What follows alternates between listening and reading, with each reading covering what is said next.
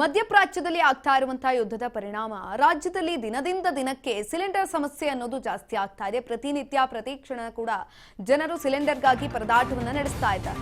ರಾಜ್ಯದಲ್ಲಿ ದಿನದಿಂದ ದಿನಕ್ಕೆ ಸಿಲಿಂಡರ್ ಸಮಸ್ಯೆ ಸ್ಫೋಟ, ಎಲ್ಲೂ ಸಿಗ್ತಿಲ್ಲ ಸಿಲಿಂಡರ್. ಜನರಿಗೆ ಟೆನ್ಷನ್ ಹೆಚ್ಚಾಗ್ತಾ ಇದೆ.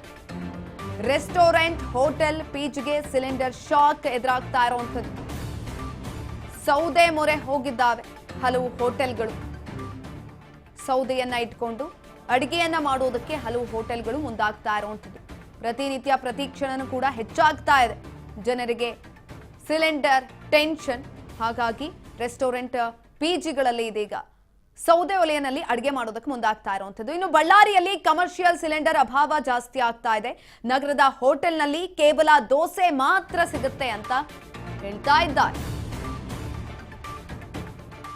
ಕಮರ್ಷಿಯಲ್ ಸಿಲಿಂಡರ್ ಅಭಾವ ಬಳ್ಳಾರಿಗೂ ಕೂಡ ತಟ್ಟಿದೆ.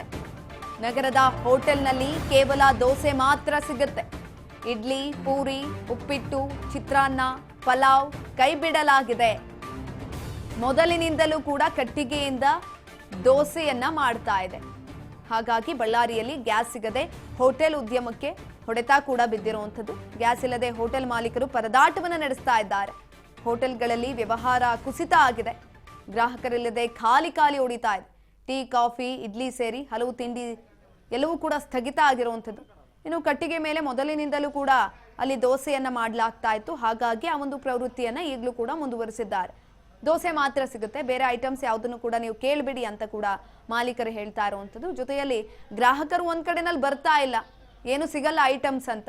ನಾವು ಯಾವುದೇ ಹೋಟೆಲ್ಗೆ ಹೋದ್ರೂ ಕೂಡ ಅಲ್ಲಿ ರುಚಿಯಾಗಿ ಏನಾದ್ರೂ ನೋಡ್ತೀವಿ, ನಮ್ಗಿಷ್ಟ ಆಗಿರುವಂಥದ್ದು ಏನಾದ್ರೂ ಸಿಗುತ್ತಾ, ಅದಕ್ಕೆ ಅಂತಾನೆ ಕೆಲವೊಂದು ಹೋಟೆಲ್ಗಳು ಫೇಮಸ್ ಆಗಿರ್ತವೆ. ಆ ಒಂದು ಮೆನ್ಯೂನೇ ಚೇಂಜ್ ಮಾಡಲಾಗ್ತಾ ಇದೆ. ಈ ನಿಟ್ಟಿನಲ್ಲಿ ಗ್ರಾಹಕರು ಕೂಡ ತಲೆ ಹಾಕಿ ನೋಡ್ತಾ ಇಲ್ಲ ಹೋಟೆಲ್ಗಳತ್ತ. ಈಗ ಬಳ್ಳಾರಿಯಲ್ಲೂ ಕೂಡ ಗ್ಯಾಸ್ ಸಿಗದೆ ಹೋಟೆಲ್ ಉದ್ಯಮಕ್ಕೆ ಹೊಡೆತ ಬಿದ್ದಿರುವಂಥದ್ದು. ಸೌದೆ ಒಲೆಯಲ್ಲಿ ದೋಸೆಯನ್ನ ಹಾಕಿ ಕೊಡ್ಲಾಗ್ತಾ ಇದೆ. ವ್ಯವಹಾರ ಕೂಡ ಕುಸಿತ ಆಗಿದೆ. ಗ್ರಾಹಕರು ಒಂದ್ ಕಡೆನಲ್ಲಿ ಬರ್ತಾ ಇಲ್ಲ, ಇನ್ನೊಂದ್ ಕಡೆನಲ್ಲಿ ಅವ್ರಿಗೂ ಕೂಡ ಲಾಭ ಆಗ್ತಾ ಇಲ್ಲ. ಅಲ್ಲಿರುವಂತಹ ಸಿಬ್ಬಂದಿಗಳನ್ನ ಉಳಿಸ್ಕೊಳ್ಬೇಕು, ಗ್ರಾಹಕರನ್ನ ಉಳಿಸ್ಕೊಳ್ಬೇಕು. ಹಲವು ರೀತಿಯಾದಂಥ ಟೆನ್ಷನ್ಗಳು ಕೂಡ ಹೋಟೆಲ್ ಮಾಲೀಕರಿಗೆ ಎದುರಾಗ್ತಾ ಇರುವಂಥದ್ದು. ಎಲ್ಲಾ ಕಡೆಯಿಂದಲೂ ಕೂಡ ಯೋಚನೆ ಮಾಡಬೇಕಾಗಿದೆ ಅವರು ಕೂಡ.